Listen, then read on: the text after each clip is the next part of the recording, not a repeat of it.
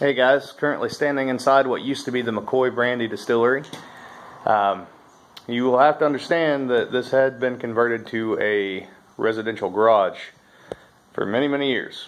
So I myself have not seen anything in here that might have been necessarily original to the distillery. It doesn't mean there isn't some stuff in here, but I'm not going to go through anyone's personal belongings.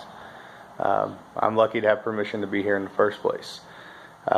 It amazes me that there's even a building still standing that was associated with Southern Indiana's long distilling tradition outside of Lawrenceburg. So to be able to stand here and even be able to check out what's left of it is an absolute privilege to me. But as you can see behind me here, the wood on the walls is quite old. Those are old hand-hewn chestnut beams. As I mentioned before, in 1912 a tornado came through and ripped the roof off the distillery. You might notice that the current existing roof is a couple feet above what I believe is the original roof. If you notice up in that chestnut at the very top, there's a slot for a board. As well, if we turn and look this other direction,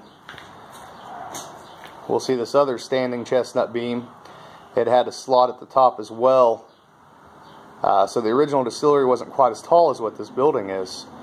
From my understanding, from reading newspaper articles and from speaking with some of the family as well, there was a concrete bin built in this back corner, about 6 foot tall, 8 foot wide, 8 foot long.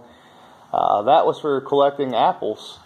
I'm not sure if it was for either after ripening the apples or if they were actually using that for fermentation when they ground the apples. I kind of doubt they're using it for fermentation because hogsheads were pretty popular around here, just a standard oak barrel with the head knocked out of it to work apple mash brandy.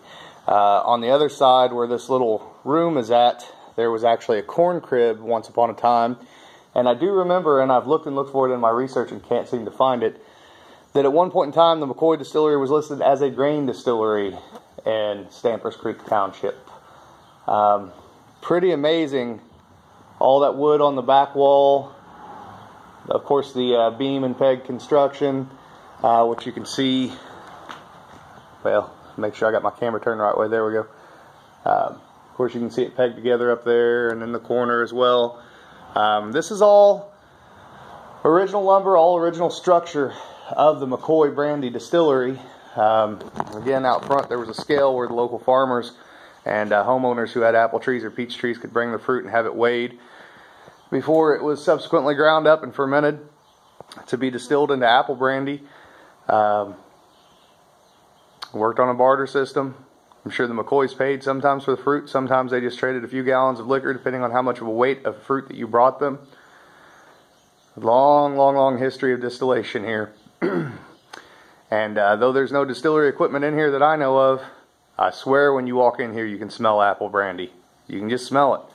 A couple days ago I did set a few yeast traps, a little bit of mash. There's a couple bugs floating in them, and it may have came in with the bugs, I don't know. I wasn't real professional about how I did this, but I just wanted